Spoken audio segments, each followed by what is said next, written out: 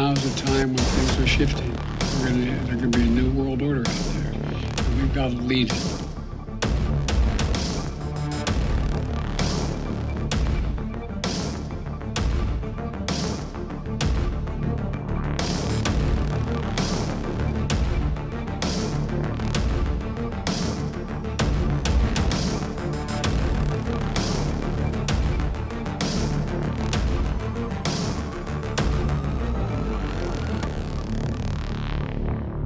The following program is brought to you by friends and partners of End Time Headlines.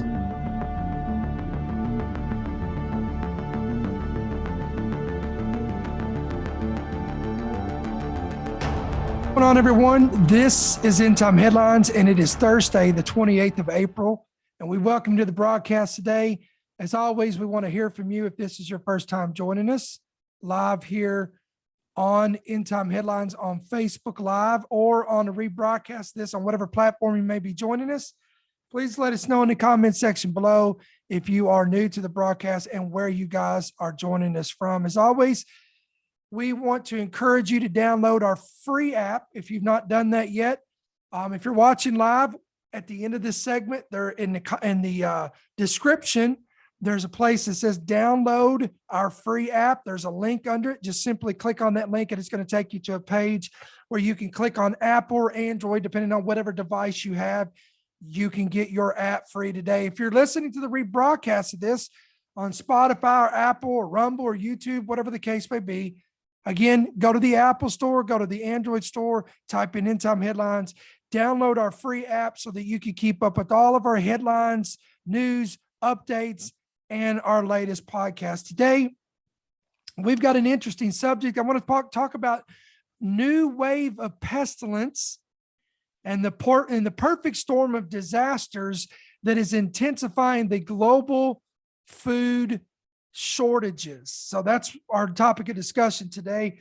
Many of you may or may not know, if you've kept up with the headlines, you'll know that there is some weird and bizarre what the Bible would define as pestilences that are emerging around the globe. And again, scripture points this out: Matthew 24, Mark 13, Luke 21, all talk about pestilences that will be one of the precursors or the signs of the end times in regarding the Bible prophecy. So again, over the past few weeks, we have witnessed how rapidly outbreaks of pestilences or diseases can spread. A few confirmed cases in one part of the world can become a true global pandemic in just a matter of weeks, per se. And once this pandemic begins, it can be with us indefinitely. We saw that with COVID. In fact, after more than 2 years of dealing with that alone, health authorities are now admitting that it is going to be with us for many years to come. Or in other words, this is going to be something that we're going to have to live with and go on with everyday life, tackling this disease. Regardless of all of our advanced technology and methods that we use to combat it, the truth is that we are exceedingly vulnerable. But I don't want to talk about that today. I want to talk about, I want to give credit. Again, this is Michael Snyder put this together from the endoftheamericandream.com. Now, we've reported on these individually. What he did was put them all together in one blog or one article. So he made it real easy to cross-reference this. So we want to give him credit for this, but I want to give you these 5 new pestilences that are now circulating the globe.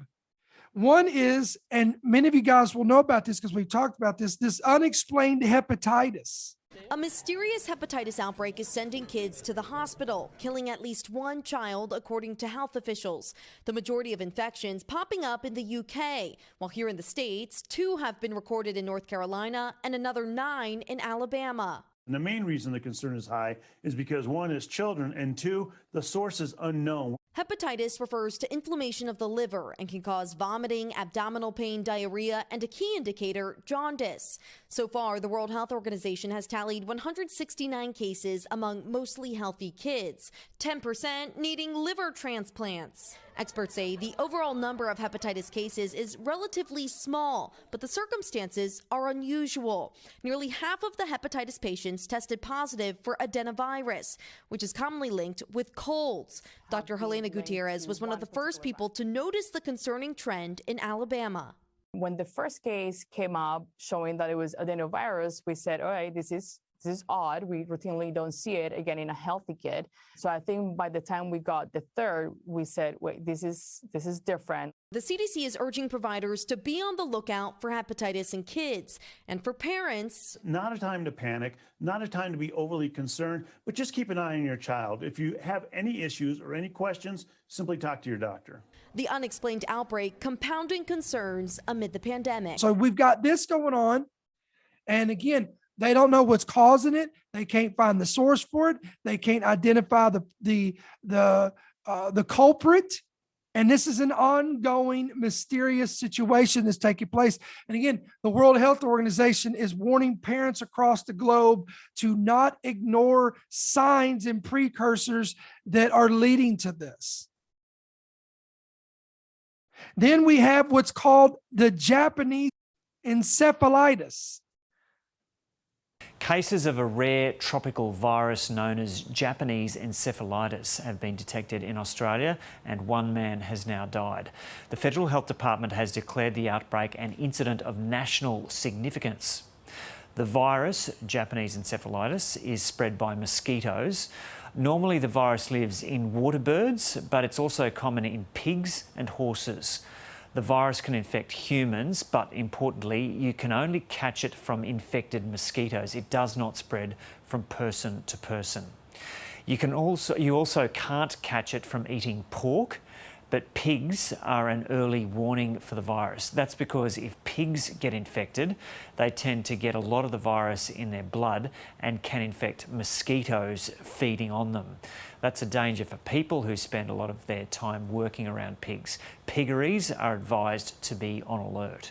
Any reproductive loss or any signs of fever in their pigs. In horses, they should be looking out for any signs of encephalopathy, so any signs of confusion, dizziness, muscle weakness, loss of direction. If you get infected, 99% of people will experience no symptoms at all. For those who do get symptoms, they can include a sudden onset of fever, headaches and nausea. In serious cases, it can lead to swelling of the brain and can be deadly. Of those who do develop serious symptoms, the fatality rate is around 25 to 30%. The virus has only been previously detected in Australia's northern tip, and no one is sure how it made it onto our shores again. There are 7 serious cases in Australia and 1 person has died in Victoria. Cases in pigs have also been picked up in the southeast. The government has acknowledged climate change is playing a part, with birds changing their flight paths to come further south, bringing the virus with them. So we've got to understand that these changing climate also brings some of the risks with it, and that brings risks that, particularly in southern parts of Australia, we haven't seen before. We should be concerned about this, but not alarmed. We need to be vigilant. The best way to protect yourself is avoid getting bitten by mosquitoes. Insect repellent is advised, so is wearing long sleeves and pants, and staying away from areas which attract mosquitoes, like stagnant bodies of water. With devastating flooding along parts of the east coast of Australia, that may prove more difficult than usual. Quote, it will impact pork supply. And again, what are we talking about today?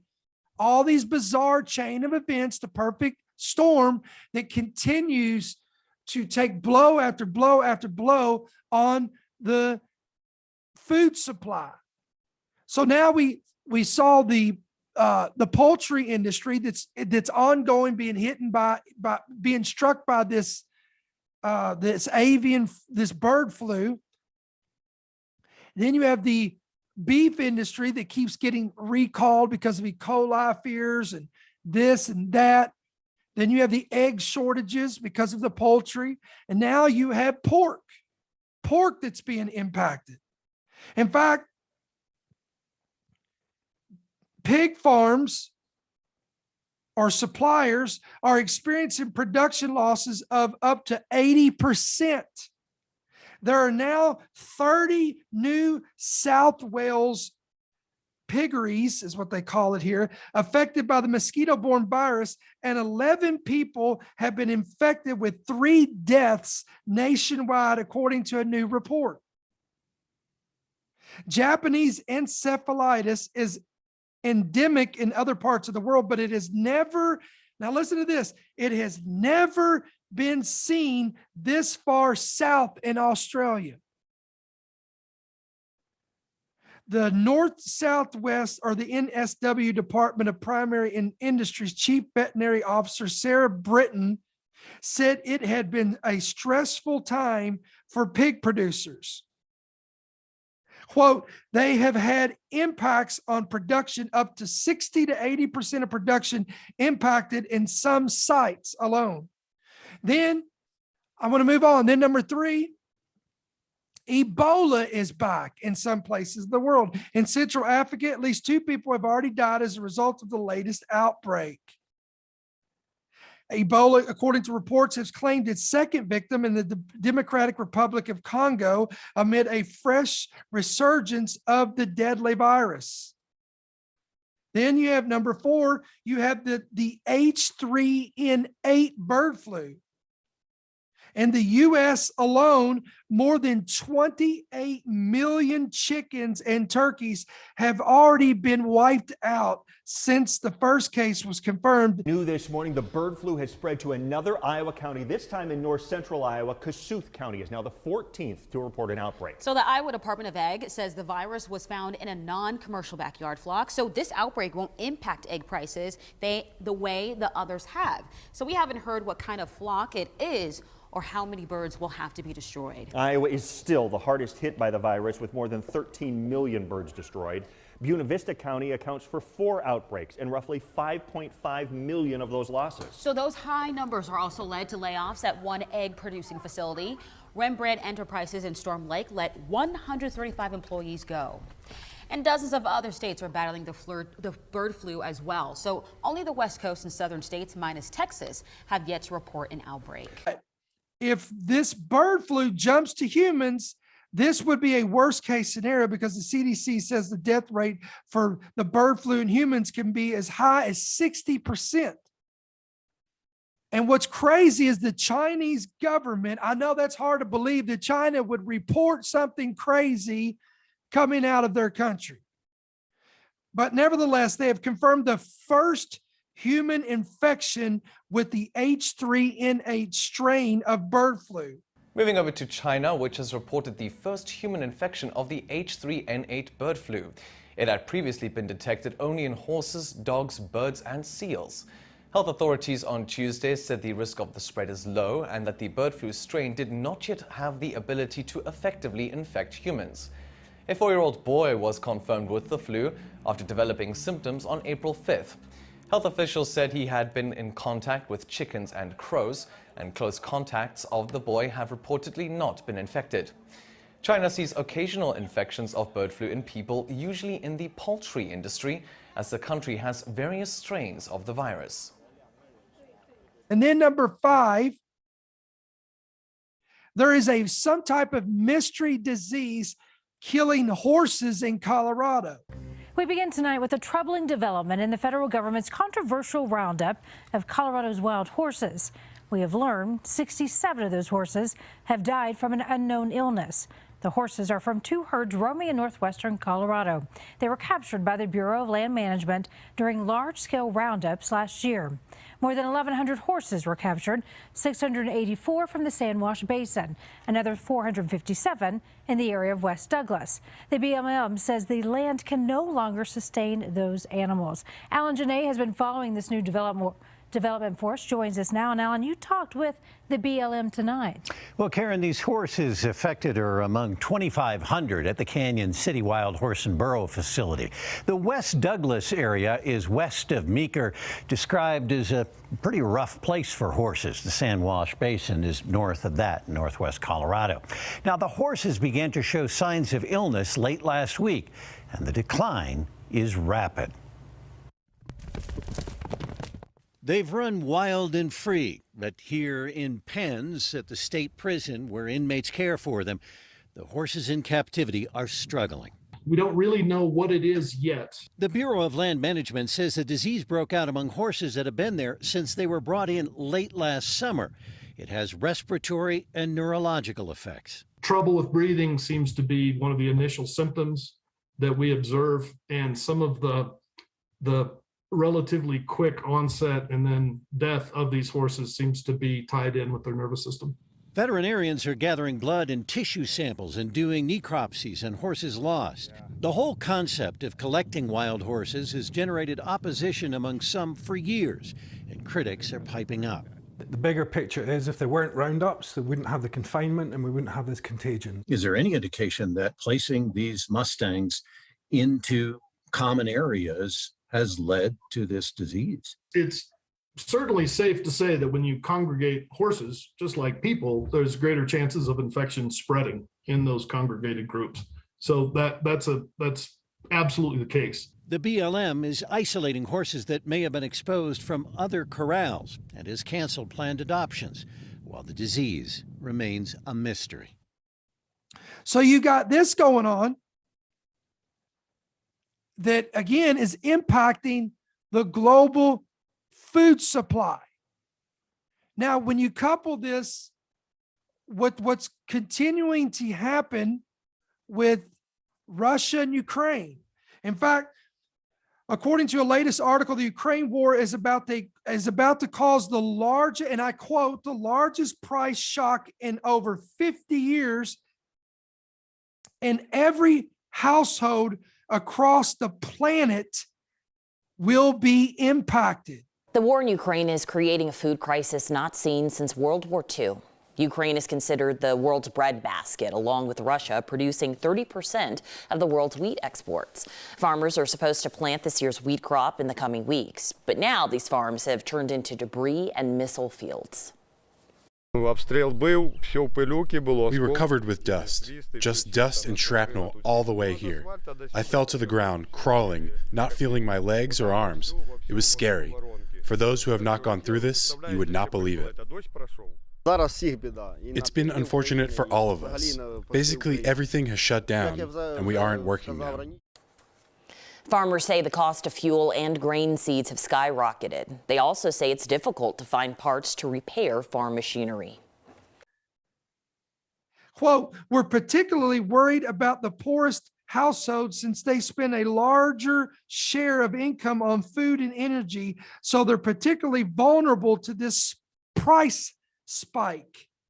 The senior economist at the World Bank added, quote, energy prices are set to increase more than 50%. Now think about that when you think about the last time you got your energy bill, your grocery bill, your gas bill.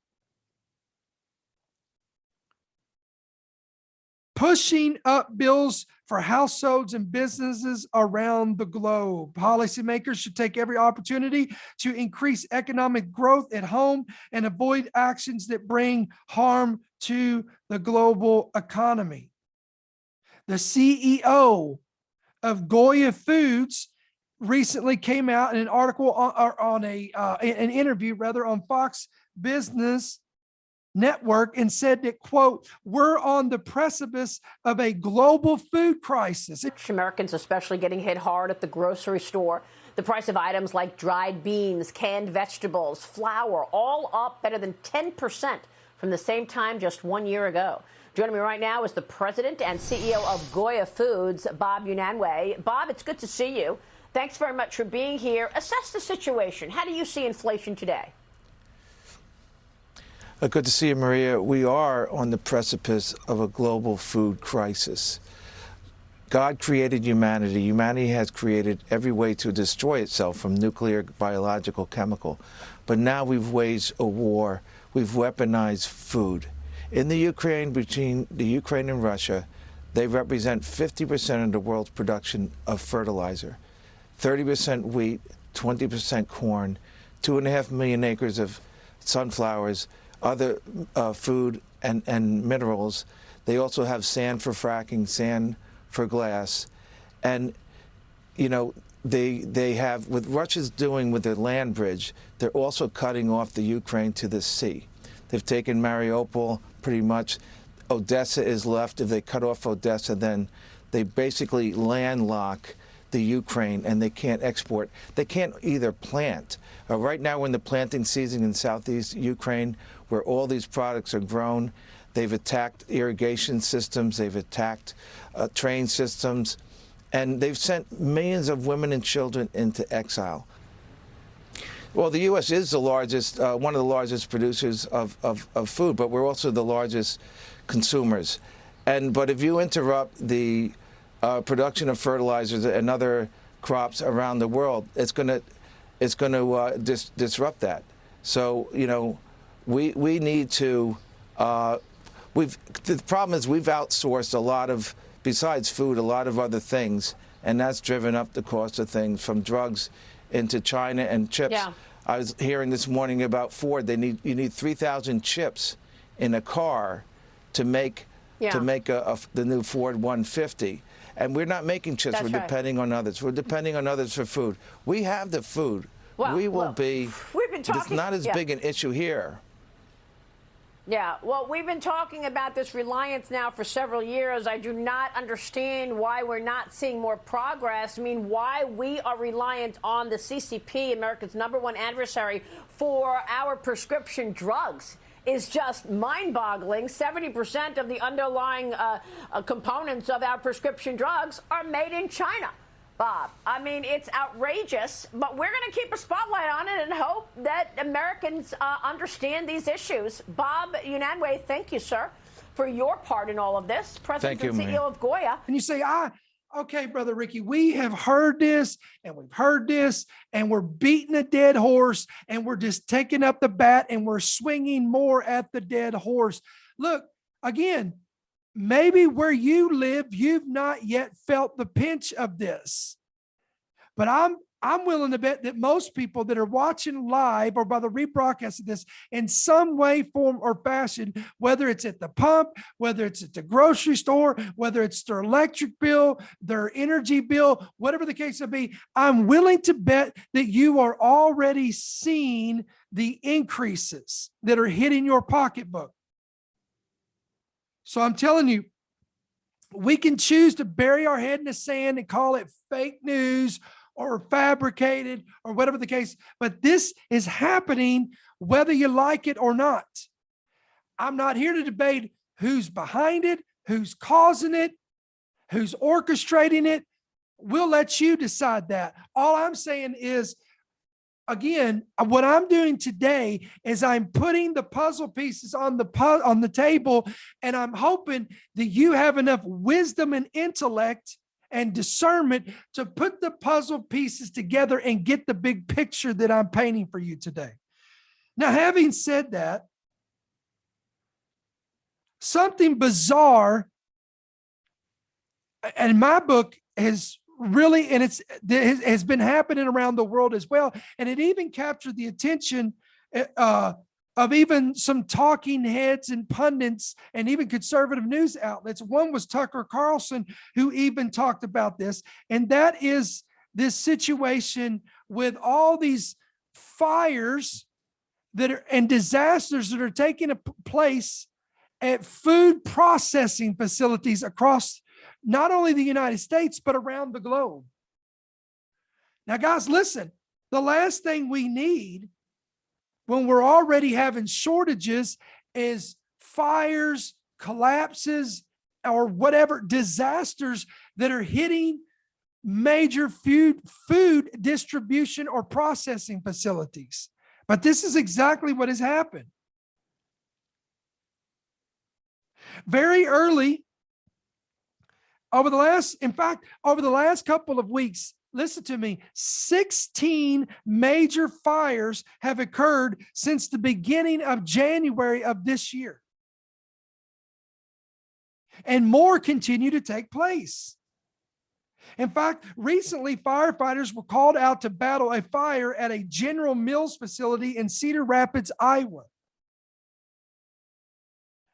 According to the report, a fire early in the morning at General Mills led first responders to the roof of the company to attack the flames from above. The call came in around 3:45 a.m. on early Saturday morning at the plant located at 4800 Edgewood Road Southwest. Again, this was in Iowa.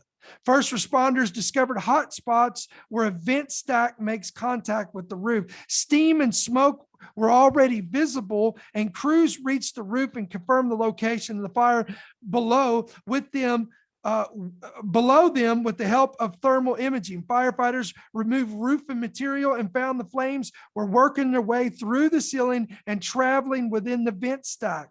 Oddly, this fire erupted less than 48 hours after a plane crashed at a General Mills facility in Covington, Georgia. Guys, that is literally within driving distance of where I live.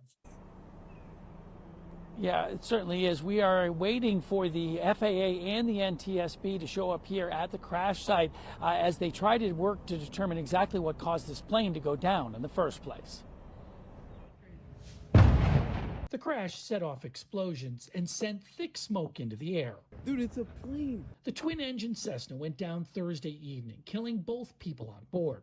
The plane slammed into some trailers on the property of the General Mills cereal plant just a couple hundred feet away from the Covington airport. There was engine trouble.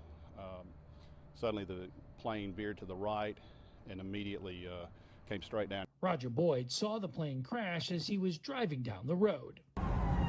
Maybe 40, 50 yards up in the air. It wasn't high at all. It was just above the tree line. Boyd pulled into the plant to see if he could help. He tells us both the plane and the trailers it hit were engulfed in flames. Fire started almost immediately. Covington police say they've recovered one body from the crash site. The other remains in the wreckage. The victims' names haven't been released. Less than a week ago, the headquarters of Azure Standard burned to the ground in a massive fire, according to CEO David Stelzer, who is admitting that all, I believe it's spelled Azure or Azure, Azure, Market liquid productions will completely be out of stock for the foreseeable future as a result of the disaster. And just a few days before that, a 4-alarm fire destroyed a very important food processing facility in California. This is in Salinas, a huge fire at a food processing plant. This is for Taylor Farms. And right now there are concerns about a huge plume of ammonia coming from this area. And they have an evacuation in the immediate area as well as a shelter in place all the way out to Highway 68. Now emergency authorities are warning us that they could end up closing down parts of 101 in Salinas. Again, this is in Monterey County. This food processing plant went up late last night and it's just grown. It looks like it is a total loss right now. We've seen several roofs collapsing. This was in a cold storage processing plant where apparently a welding project sparked a fire in a wall, and that eventually spread to the attic of this huge facility. No people or produce were inside the plant. The FBI recently came out and warned that we need to be on alert for ransomware attacks and even against local farmers and grocery chains, whether it's dairy, poultry, cattle, or farms that grow grain. Farming is a key part of Pennsylvania's economy. And that's one state alone. And again, then there was a report of nearly a dozen wildfires that roared through the key agricultural areas of Nebraska. Firefighters across much of the state of Nebraska continue to mop up nearly a dozen wildfires and remained alert for more. But on Sunday morning, early on Sunday morning, the Road 702 fire in the Cambridge area covered 50,000 acres, a much larger area than 33 acres burned in April 7th through the 9th fire in Gosper and Furnace counties. A management team from the Rocky Mountain area took command of the battle at 7 a.m. Sunday morning, and a total of 20 wildfires are ripping across New Mexico. And by the way, West Virginia, New Mexico, Pigeon Forge and Gatlinburg. And I'm going to read on here. Again, all these things, all these places, guys, that are seeing these, again, over 16 different locations. Fires, plane crashes, disasters, again, wildfires, whatever the case would be. And they're all in, again, every one of them involve food distribution. Now, again, what am I talking about? I'm putting puzzle pieces together here. I'm talking about the perfect storm of events is not letting up. We're not getting a reprieve. We're not getting any reprieve whatsoever. In fact, if anything, this thing is being spring forward. It's being springboarded and it's being accelerated more intensely. And leading economists are warning. The United Nations is warning. The world leader of the World Global Food Bank is warning. All of these are warning of ongoing food shortages, famines, disasters. And now they're saying, there was a report that we reported today on endtimeheadlines.org, on endtimeheadlines.com, where now leading economists are saying that we have now entered into a global recession. And now what does that mean? That means the train per se. The train that's on the tracks that's carrying everything. I'm talking about production. We're talking about retail, industrial, grocery, manufacturing, trading. The train that's carrying this whole thing is now coming to a stop. It's slowing down. The wheels are starting to slow down on the train. Now, this isn't just America. This is nothing like 2008, guys, with the quote unquote Great Recession. This is not centralized to the United States or America. This is global. We're talking about on a global scale. This is something that we've not seen at least since World War I, World War II. And this is happening on our watch and our lifetime. And if the forecasters are correct about everything that they have been warning about, then we're merely at the door of this. Because when we get to the fall months and the winter months, that's when I believe you're going to see this thing rear its ugly head. And we're going to see things again that we've never seen before. Now, again, this is chilling to me because I remember months ago, and it was around 2 o'clock in the morning, I felt like the Spirit of the Lord came on me, and I posted this on our ETH Facebook page. So this was made public. It's out there. And I felt like the Lord spoke to me and said, the next 6 months, or within the next 6 months, our generation is going to face something that we have never faced in our lifetime. And now, this was before all this started coming ahead. I now feel like what I was feeling that night and what came on me, that burden, and why I blogged about that and talked about that. Now I feel like we're seeing this starting to come to head. So guys, we're living in perilous times. This is all biblical. Perilous times will come. Troubling times will come. Darkness shall cover the earth.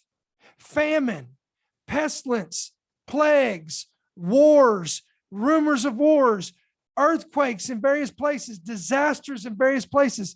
The Great Reset picking up speed. Listen, as the economy, the train of the economy is slowing down and coming to a screeching halt, I'm telling you, this train of the Great Reset, that is picking up speed like never before.